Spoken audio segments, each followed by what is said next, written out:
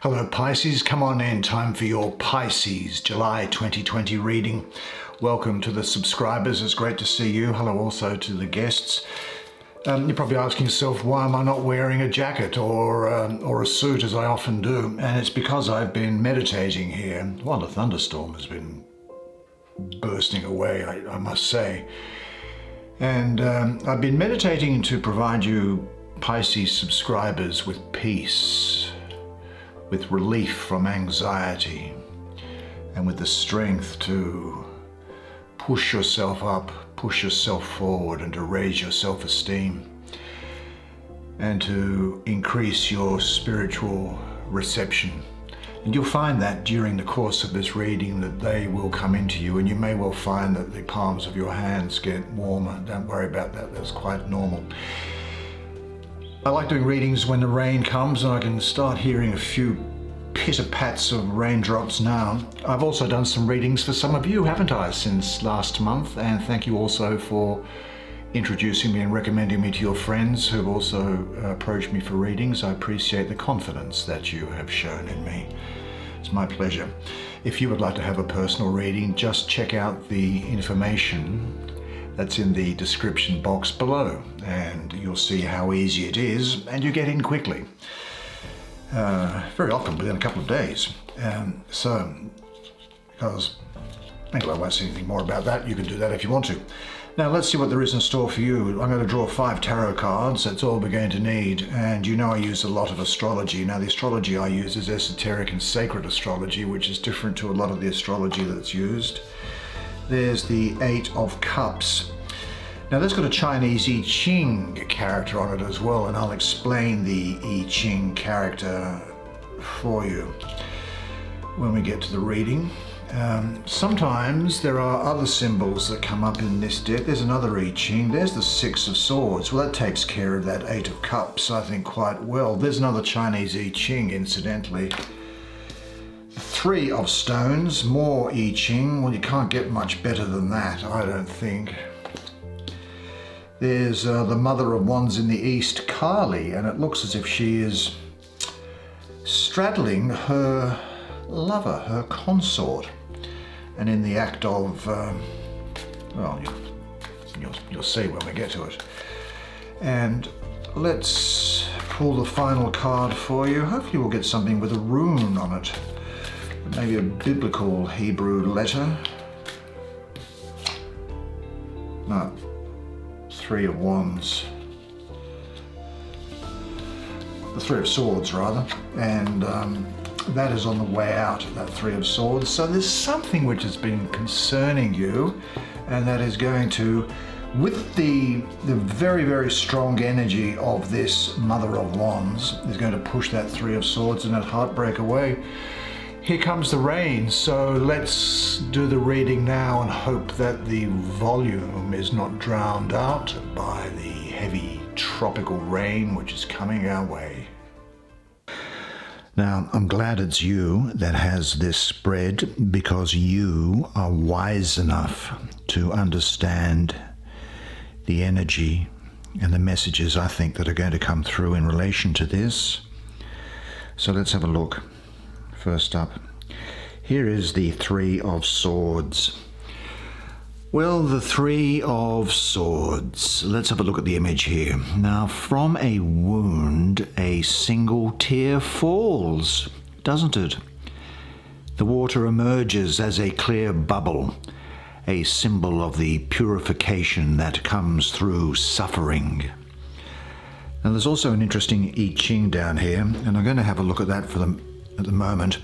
Now, the broken lines are feminine and the unbroken lines are masculine. I Chings can either be read line by line, in couplets or in triplets or all together. I'm going to read it all together. This I Ching means retreat. Now, all worthy goals meet some resistance, don't they? When negative forces predominate, a well-timed retreat can be a good move for keeping your energy up and allowing you to persevere. Now, strategic retreat is not to be confused with escape or surrender. Nevertheless, a well-timed retreat may require quick and nimble movement so that you can take up a new position before you are damaged by a current threat. You are not admitting defeat by such action, but increasing your options by preserving your energy and other resources. Sometimes it is just necessary to slow down, to let go, or to move back to better position yourself for future moves or to draw an opponent closer.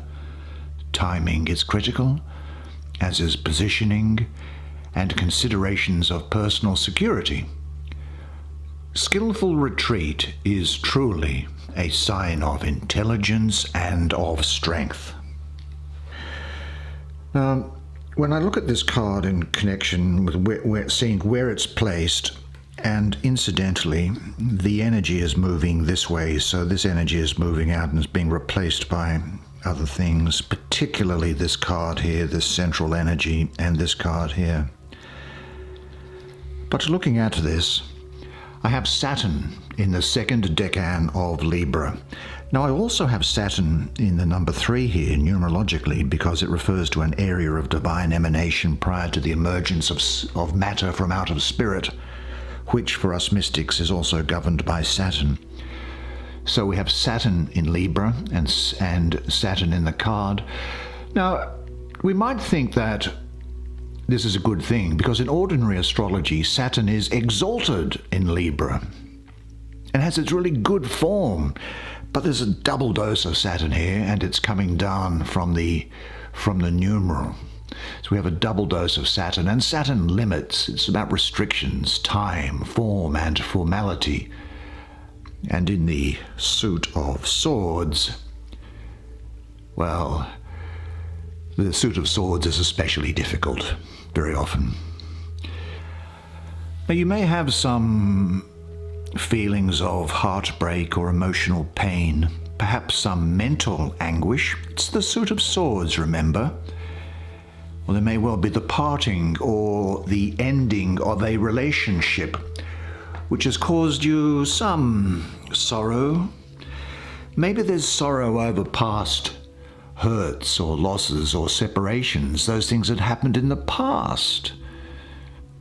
And then you may feel melancholy or some sort of unhappiness or a fear about the future. Thoughts of sorrow. The energy here can reflect past patterns that you can mentally recognize. It indicates that perhaps you haven't released patterns or events from the past that are currently producing sorrow. I'll say this though. Despite what you may believe, you can disappoint people and still be good enough. You can make mistakes and still be capable and talented. You can let people down and still be worthwhile and deserving of love. Everybody has disappointed someone they care about. Everybody messes up, lets people down, or makes mistakes. Not because we are inadequate or fundamentally inept, but because we are imperfect and fundamentally human, and expecting anything different is setting yourself up for failure, because nobody is perfect. Now, possibly associated with that energy is this one here, which is associated with the 8 of Cups. And if we just have a look at the 8 of Cups, we have an image here, don't we, of cups in disarray.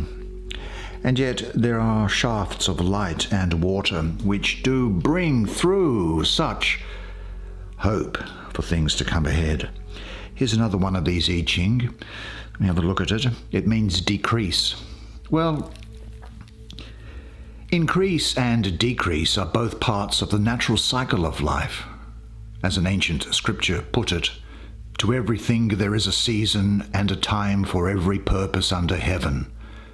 And like a reservoir used to irrigate the fields, learning to accept a temporary decrease in position or in feelings, or in material possessions, prepares the way for an increase in the future. Now, we live in material times, but there is no disgrace in letting go some of your assets. This can be part of an investment in future gain.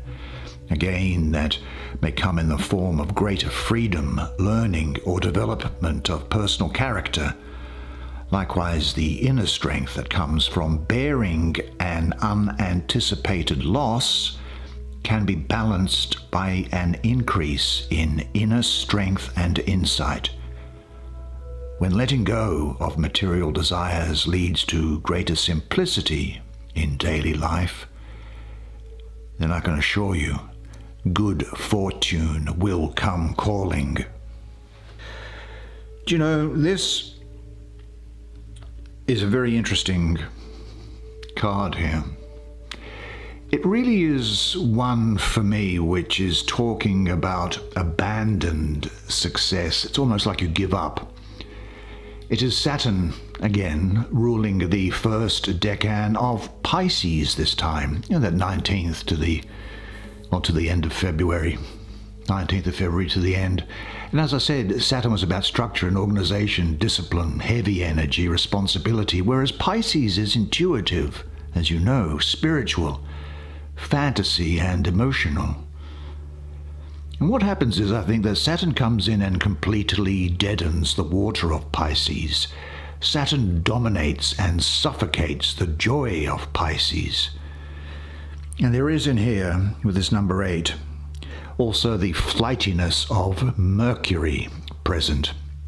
So the overall influence represents a dark Saturn and no growth at the moment, but things are turning around, and I'll get to that. Now, I say I have Mercury associated with the number 8 here numerologically. Well, I do. And Mercury is in detriment in your sign, so we have a conflict there as well. Now, I get this feeling of kind of giving up which is coming around here, that there's some sort of a stagnation you feel in life with no interest, maybe in friends or in personal projects, almost as if you are in a sense denying yourself pleasure.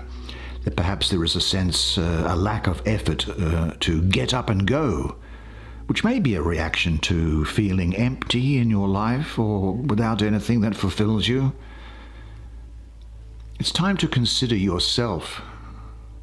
Maybe look at those people that could be causing you trouble and say no to them. It may be an old behavior pattern to always direct your love towards people from whom nothing comes in return.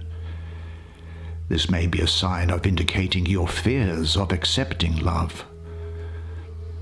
Well, what people come to mind for you in this context? Are you ready to dare to set limits and stand by them? In what situations do you hide your true feelings? Develop the affirmation that you are enough, as we talked about in relation to this card here. Do you know there is an angel, and there are such things, called Rahael, one of the 72 names of God. And I'm sure that there is a book of the Old Testament or Hebrew Bible called the Book of Psalms. And in the Book of Psalms, in chapter 16, verse 5, it says, "The Lord is my allotted share and portion, you control my fate." Now, contemplating that verse, 16:5 of Psalms, with every step you take and each moment that passes, you will feel comfort, confidence, and a stronger sense of direction. Well, let's have a look at this card here, because you really are getting your act together, I think, during the course of the month.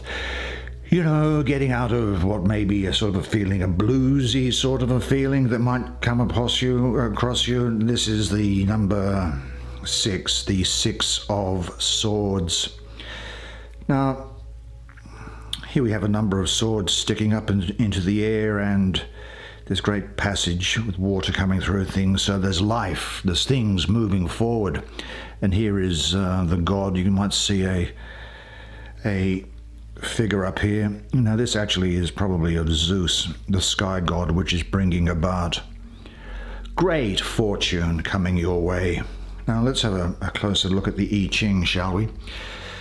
Let me see it. It means centering in truth. Well, centering in truth involves becoming conscious of the relationship between your heart and the circumstances of your life.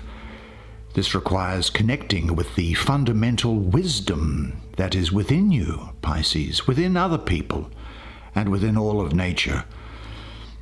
Truth becomes power when you let go of prejudice and make yourself receptive to the world as it really is. This kind of inner transformation can produce a remarkably influential person. But it is difficult to achieve in the distracting modern world of false messages and fake friendships. It is achieved only by those who cultivate a genuine openness to the way things are and possess a willingness to see into the heart of things rather than to merely looking at appearances. Okay, now here I have Mercury ruling the second decan of Aquarius. I have the Sun here in number 6. This is really the lord of earned success. Now, Mercury and Aquarius, well, the air planet of Mercury finds itself in the fixed sign of air, which is Aquarius. Now, in ordinary astrology, Mercury happens to be exalted in Aquarius.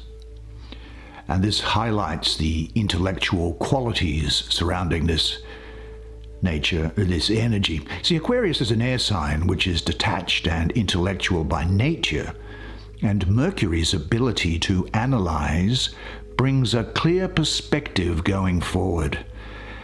The astrology, I think, suggests a somewhat detached but balanced assessment of a situation is needed. You need to analyze something without bias and without too much emotion to get the best result. Now, Aquarius is also the sign of innovation and originality. And so this energy here can also represent communicating ideas that are new or even unconventional in an orderly way. Really, you're coming now into a position really more of some mental clarity. At last, you may say, using your intellect. There's a period of calmness ahead, which is what I see. I think that we can also say that you'll gain intellectual character through learning from what have been perhaps difficult experiences, such as this 3 here. And you have grown through what I think have been tough times, haven't they? And now you have a handle on life, which allows you to make intelligent decisions that will benefit your life. There's a greater level of awareness to your thinking and actions. It also means, I think, here that a situation that you have not really been able to come to grips with is getting better. You are now thinking out a better approach in dealing with the situation.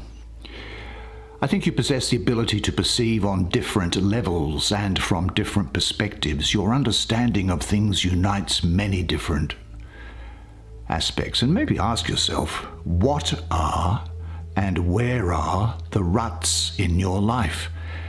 Trust that fantastic Piscean insight that you have and communicate in a way that others will understand. Allow the rose inside to unfold and say to yourself, the rose of recognition blossoms in my heart. Well, let's have a look at this central card here. I've gone through these things first because you can see that there's really a logical energy communication that's going on here for you. Now, this is, can you see her name? Kali. Well, what's Kali? Kali is the Hindu goddess of death, time, and doomsday, and is often associated with sexuality and violence, but is also considered a strong mother figure and symbolic of motherly love. Kali also embodies what they call Shakti, the feminine energy, creativity and fertility, and is an incarnation of Parvati, wife of the great Hindu god Shiva, who is here. And you can see that here, Shiva, and now she's black. Well, her name, Kali, in Sanskrit actually means the black one. There's the crescent moon going through there, and these stars that are around there are kind of in the shape of people's arms and legs coming out. Yeah. Look, I won't go into it in great detail, but as an embodiment of time, Kali devours all things, and she is irresistibly attractive to mortals and gods, and can also represent the benevolence of a mother goddess. So I think that you are going to be very attractive to other people during this period. I see no way around it. Now, this guy, of course, is part of the Hindu trinity of Brahman, the creator, Vishnu, the preserver of the universe, and Shiva, who brings renewal, destruction and renewal. Now, this is the queen of the thrones of flame. She's the watery aspect of fire, so I think we should have some sort of contradiction in her, but I have a lot of Pisces around here, and if it's not her, you might also have something to do with an Aries, I think, because Pisces gives this woman sensitivity and inspiration. And I think that the Aries aspect that I'm getting here gives her leadership and self-confidence. This is a woman of adaptability, persistent energy, and calm authority. She has great powers of attraction. You will be making a great first impression. Now, she can be generous and intolerant and impatient with opposition, as it turns out. But she can also be very compassionate, I have to say. I think that this is a person going through a process of self-discovery and remembering their power, which is what you are doing. Now, you got to where you are now by resolving difficulties in the past, and now you're a stronger character. It's time to express the natural power and beauty that you have and move on from the past. She knows what she likes. I think you'll have quite an active life, and as I say, you will be creating a great first impression. You really should be saying to yourself, look, I've worked on myself and I've made progress, and it's time to learn to share this with others. So let your self-realization be expressed in your daily life. How can you share what you have found for yourself with other people? And have this thought in mind: I am a radiant being filled with light and love. Yes, well, there she is. Now, so there's great news for you, and of course you understand that's the central energy for you, so it's going to bathe you with attractiveness and with some vim and verve and vigor. Now, here's the three of stones. Well, what can we say about the three of stones? Look, the thing that strikes me most are these three stones here, which are in great balance with one another. And having just spoken of the Hindu goddess of Kali with her consort, they remind me of the gunas. Now, a guna is a concept in Hinduism and Sikhism, which can be translated roughly as quality or attribute or property.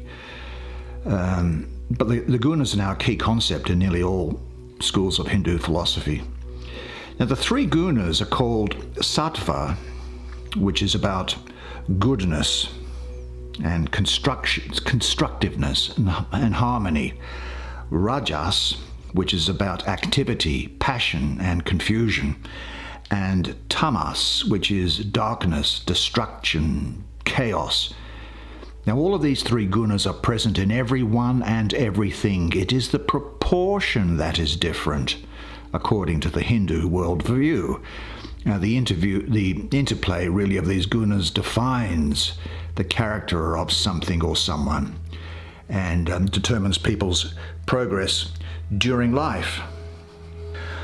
What is important for me is that these are in balance, and so there's nothing wrong with having strong emotions. You can have emotions of anger or even hate or discourse. Now, from a spiritual point of view, thoughts and words do have power, but as a human, and of course you are a spirit which is incarnate, you are enfleshed, it's quite human to have these things. But these things are in balance for you now. Now, what does this I Ching say?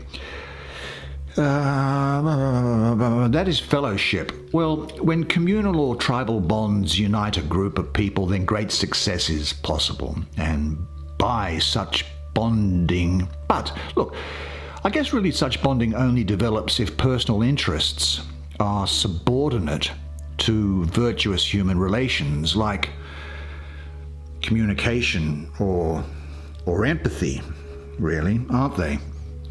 The broader the perspective, the greater the good that can be achieved, and the greater the potential good, the more powerful and support there is behind it. So a spirit of cooperation, you understand, steadies the boat for the good of all.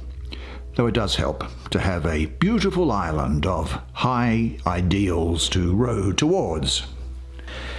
This is really the Lord of material work, and here I have Mars in the second decan of Capricorn, the 3rd to the 12th of January. Now Mars, you will know, is about energy, assertion, vitality, and Capricorn is about ambition, practicality, and making things tangible. Well, interestingly, in ordinary astrology, Mars is also exalted in Capricorn, which shows it at its very best, the very best things. So the energy of Mars is very constructive in this scenario, rather than its often destructive self. And Capricorn's materialism benefits from the energy and activity of Mars, so this card signifies that investing time and effort in work, however broadly you may choose to define that, will turn out favorably. This is a great time for you now. Reward for your hard work and dedication, good outcomes for career, business projects, and practical matters. Life is in balance, and you're going to reap the rewards of a balanced life. Set your sails, because you're on your way. That's the way it is for you this month. Well, there you go, the month of July 2020, and it looks as if there's going to be great things in store for you, and that's great to hear because you deserve good things to happen to you. You certainly do. Look, you were fantastic during that reading, as you always are, and really, there's really only one thing left for me to say, and it is this, that you are a legend, and I look forward to seeing you again next month. Until then, it's bye for now.